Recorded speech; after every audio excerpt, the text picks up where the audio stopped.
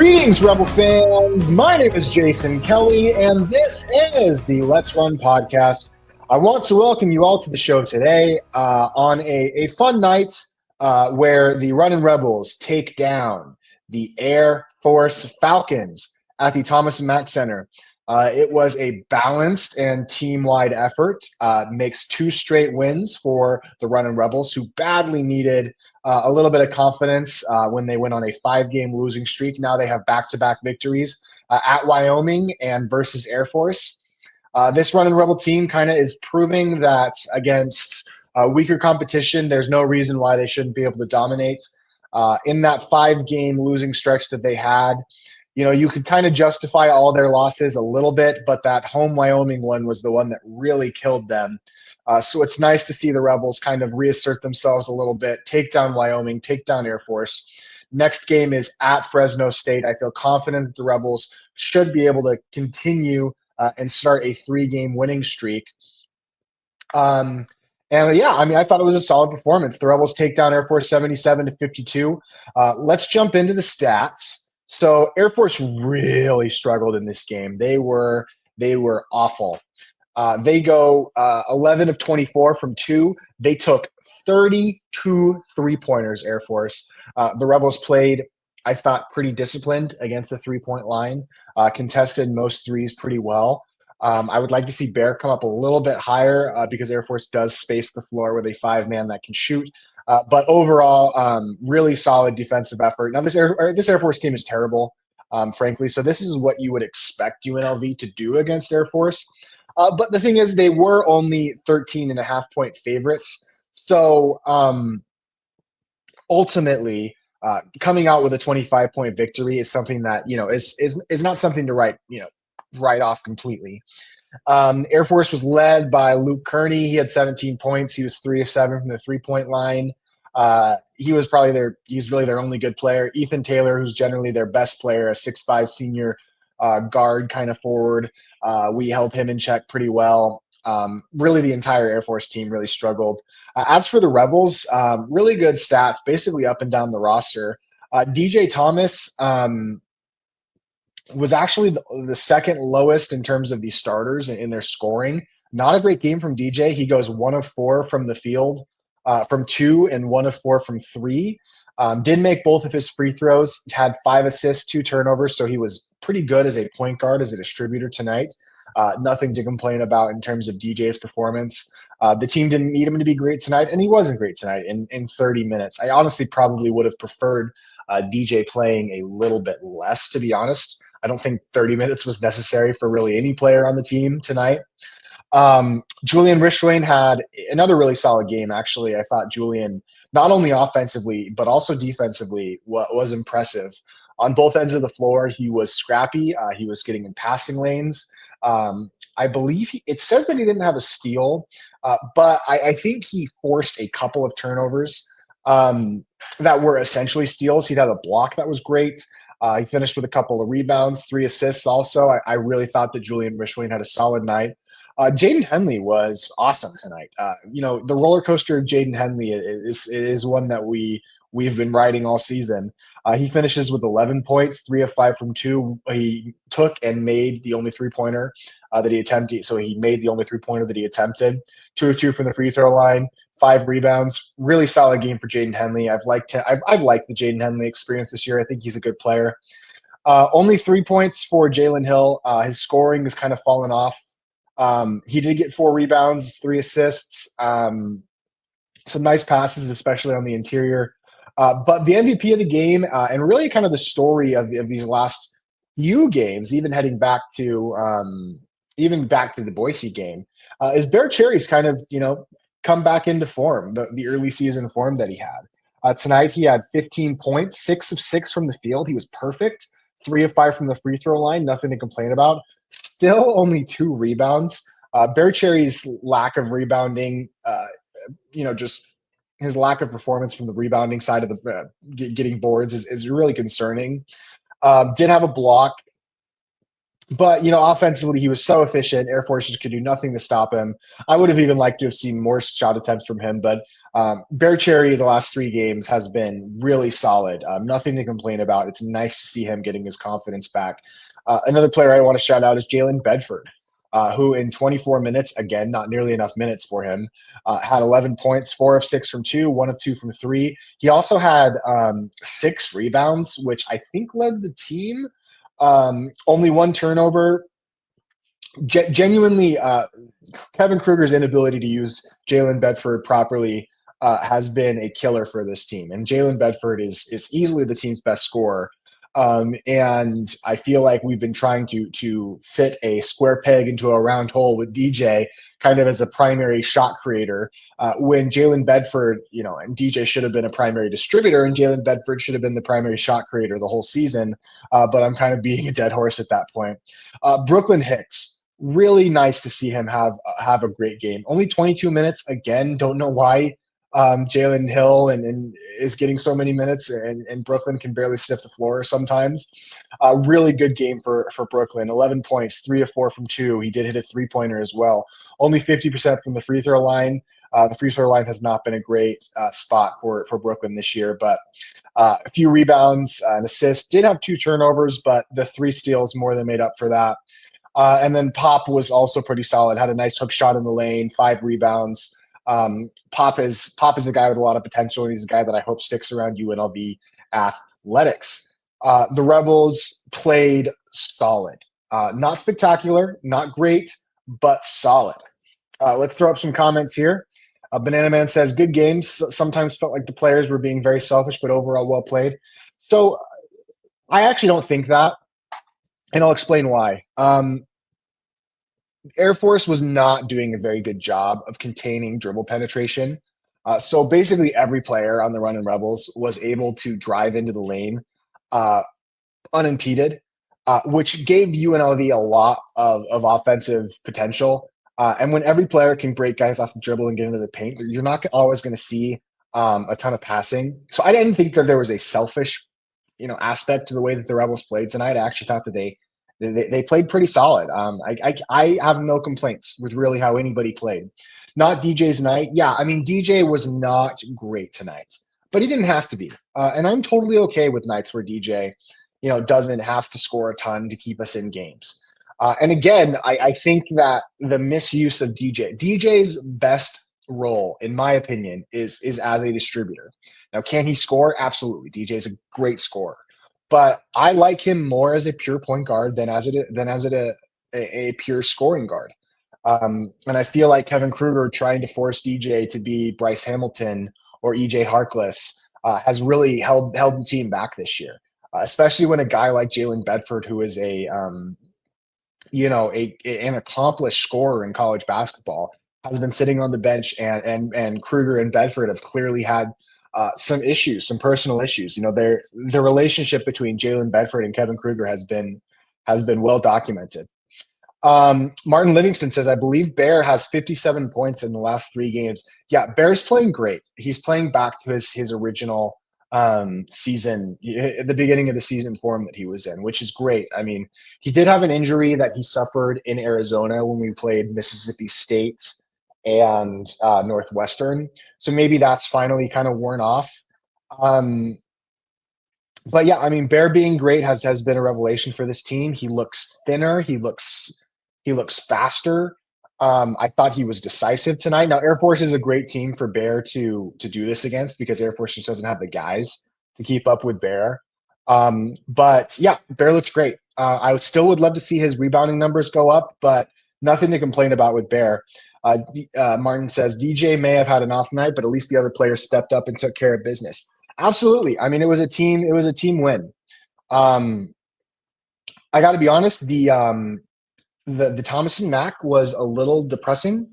Um, you know, I don't know the announced attendance. I don't know if ESPN has the announced attendance up yet. Let me see if I can find that. But it made me. It was I did for those of you who don't know, I did a deep dive on UNLV's attendance over the last decade or so. And I looked at the numbers. I looked at, when the Rebels were getting good attendance, and how that kind of steadily declined. Tonight, they had 5,004 people in attendance, which actually marks not one. It was not one of their worst games in terms of total attendance. There was there's better attendance tonight than there was against Utah State, for example. And I think the 7 o'clock start time was probably nice. People don't really like the 8 o'clock start time, especially in Las Vegas when the Thomas and Mack is in the middle of the strip essentially, and it's tough to get to for people just because of the traffic and the construction that's going on. Especially on Flamingo and Maryland Parkway, and tough place to get to. And so 5,004. I mean, that feels even high, to be honest with you, but it made me sad. It made me sad. And when I did a deep dive into UNLV athletics, I saw, some trends that surprised me. I saw better support, in the Marvin Menzies years than I had remembered, having been there. And really post COVID, the program just has never recovered. People got out, it was no longer in people's scheduled routine to continue coming to UNLV basketball games. And so, attendance is not going to be fixed under Kevin Kruger. Kevin Kruger's gone. So we just have to hope that they can hire somebody with some cachet that can get the attendance numbers up in a way that Kevin hasn't. Bear Cherry getting in shape has leveled up his game. I honestly think, and people may criticize me for this point, but I honestly think that Bear cutting his hair kind of signified to me that he was going to be taking his game a little more seriously. I know this is a dumb point. Look, I get it. Just because a player has long hair does not mean that they don't take the game seriously. But I felt like he cut his hair and he lost a bunch of weight. And Bear, he has another year of eligibility after this year, so this is not his only year of eligibility. And whoever becomes the next head coach at UNLV, I genuinely hope we keep Bear around, because I believe in the potential of Bear Cherry, and I feel bad that he's had such an up and down year. But yeah, Bear getting in shape has made him a completely better player. And the area of his game where I've noticed it the most is actually on the defensive side. He's a very good shot blocker. Bear is intimidating at the rim, and he doesn't. Some of the early season foul issues that he was having defending the rim aren't nearly as prevalent as they were. And yeah, Banana Man says, I feel like it's the obvious move to have Bear at power forward and Pop at center. I actually would have it the other way around. I would have Pop at power forward, because Pop has shown a little bit of ability to stretch the floor.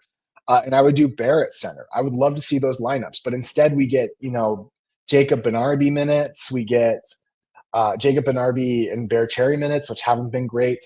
I would love to see Pop and Bear minutes, because generally, Kevin Kruger has put in other forwards when Pop has been at center. But I would love to see Bear get another big guy playing next to him and kind of a two towers approach. I think that would be kind of fun for this team, because this team was designed to have Rob Whaley starting at the power forward position. And so I guess we'll see. Bear has lost 45 pounds since the beginning of the season. JW Kelly, this is my mom. It's always a good night when you walk away with a win. Proud of our boys. Nice to see confidence in their eyes. Yeah, I mean, this Runnin' Rebel team has struggled with confidence this whole year. In games against teams that are good, and especially even in that Wyoming game, they get rattled. They don't seem to have confidence that they can win games. Their effort wanes. The thing that frustrates me most about this team is I don't know that with a great coach this is a tournament team, but certainly with a great coach who inspires confidence, I feel like they're a very respectable team at the least. And so and Di reminds me of Dembele and Mwaka. He's 18 and has plenty of time to learn how to be a true rebounding center. Absolutely, he is. He's in the he's better. I would say Pop is better than Dembele. Dembele never really amounted to very much, but Mbake is not a terrible comparison at all. I actually liked Mbake quite a bit. This team has to prove that UNLV versus Air Force is worth going to. I would be curious to see why Pop and Bear haven't played together. Yeah, I guess great game for the Rebels. Not a lot to say about this one, but I guess I'll kind of talk a little bit about some comments that were made on Steve Cofield's show regarding, Brian Dutcher, who, if you're unaware, is the Brian Dutcher is the head coach of San Diego State, and he was on an interview with Steve Cofield. I think it was on Cofield and Company, but it could have been on UNLV's official radio show. I'm not 100% sure. But Brian Dutcher basically chastised the city of Las Vegas for not supporting UNLV. And Brian Dutcher said, you look at all these close games that UNLV's lost, and if they have better community support, they probably pull some of these games out.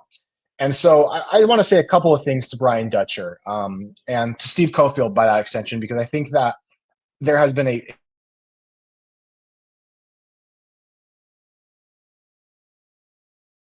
a lot with this program coming from inside the coaching staff of the lack of attendance and support that the Running Rebels are getting. Just for reference, just because I don't like Brian Dutcher and I think he's kind of slimy.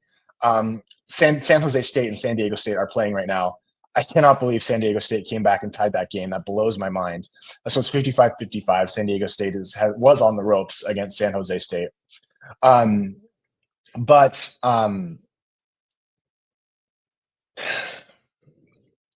issue is, and when I looked at the attendance for this program, Marvin Menzies was getting 9, 10,000, 11,000 people, even in the dog days of the Marvin Menzies years, the 2016, 17, 18.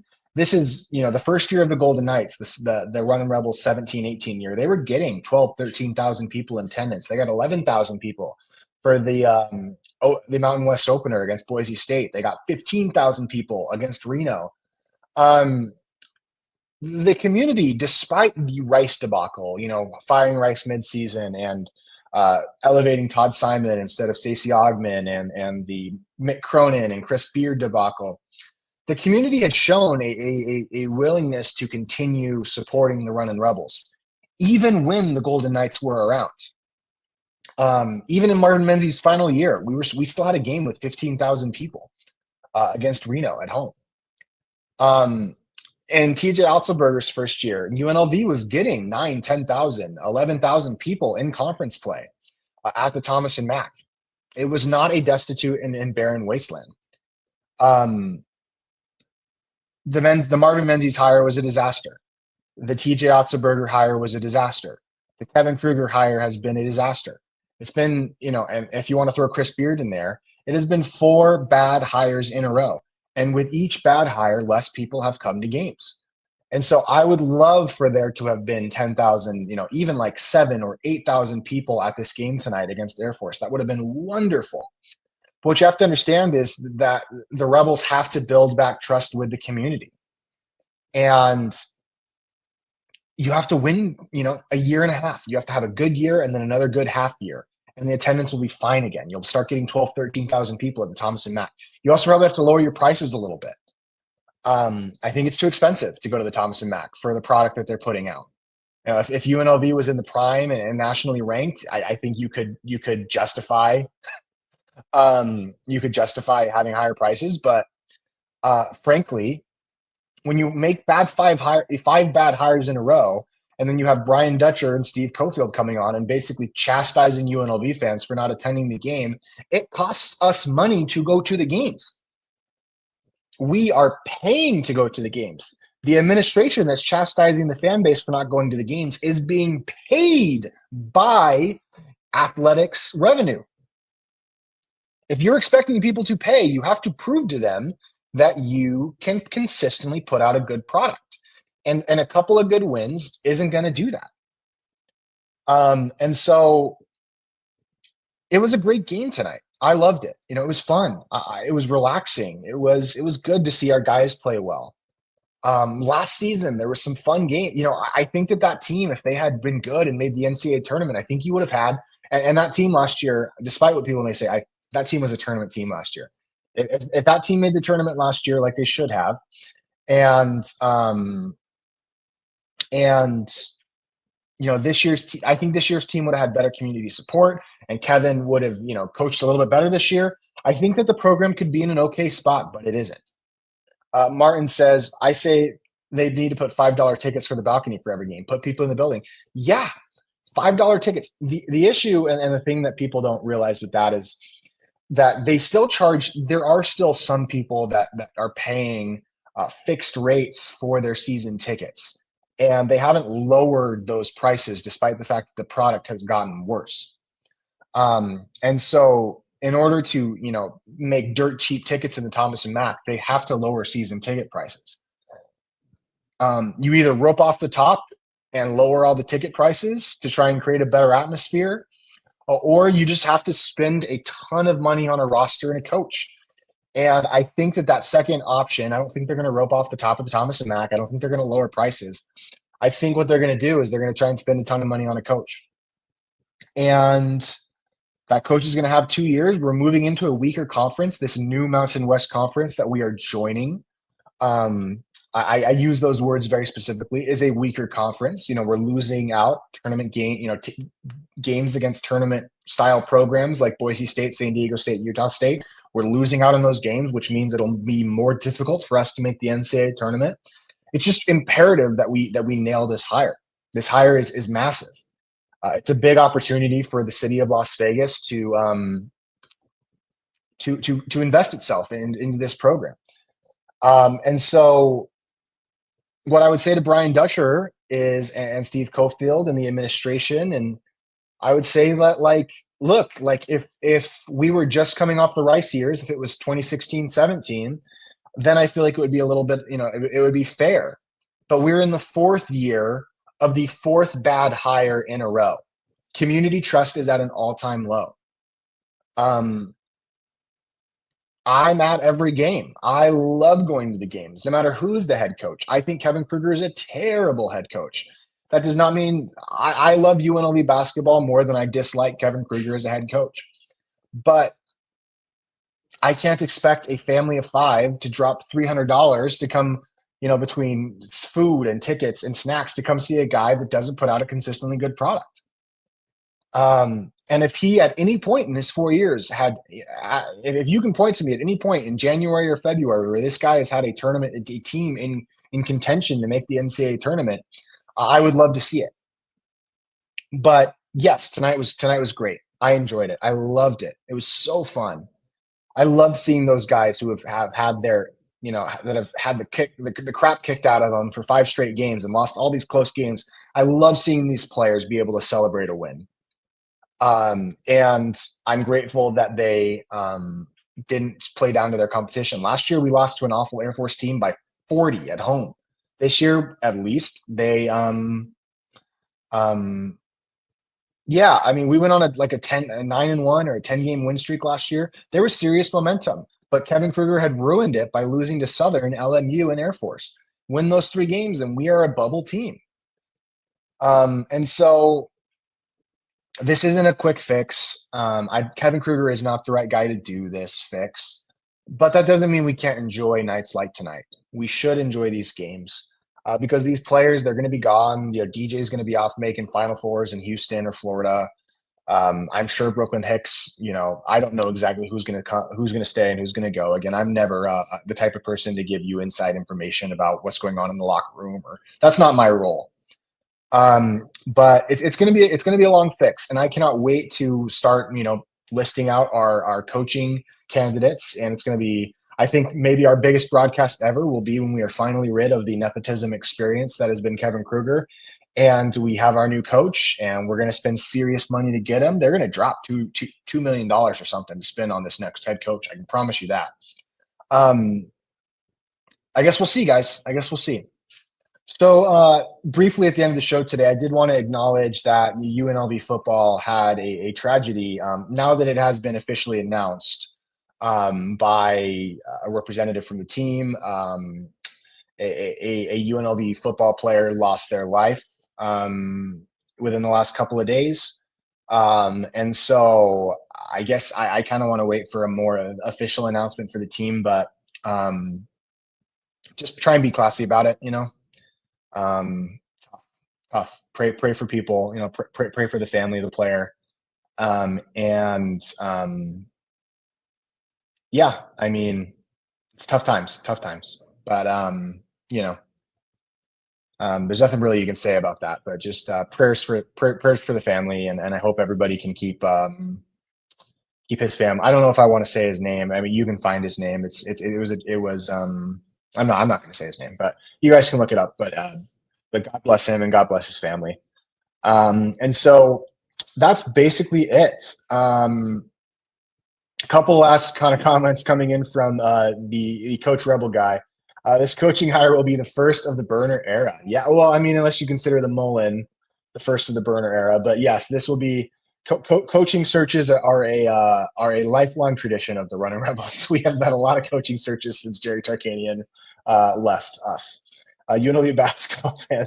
UNLV basketball tickets need to be more expensive, and we will get more fans. That sounds like Rebel Girl logic to me. Raise the prices. Why are there so many issues between talented players and Kevin Kruger through the years? Look at Keyshawn Gilbert, Keyshawn Hall. A lot of talented guys have left the program, and they haven't seemed like they've left on the best terms. So what does that tell you about Kevin Kruger as a coach?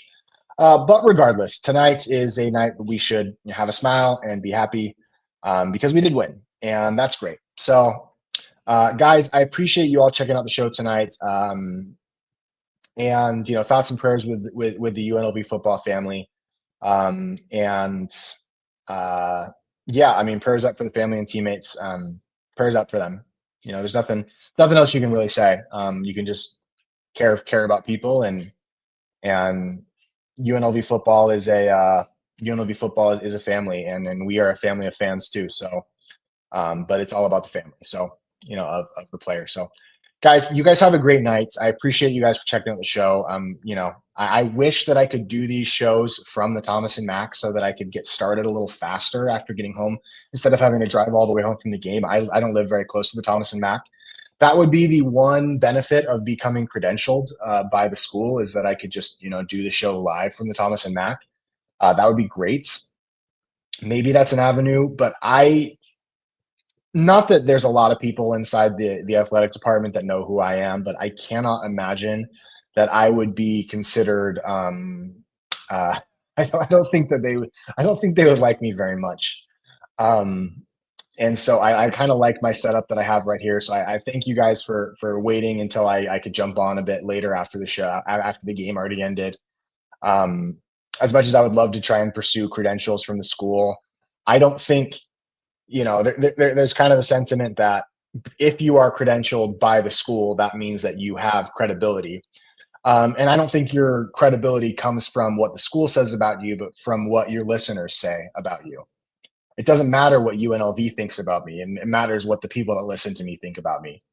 And so don't really care. Yeah, no credentials equals no credibility. Yeah, I have absolutely no credibility.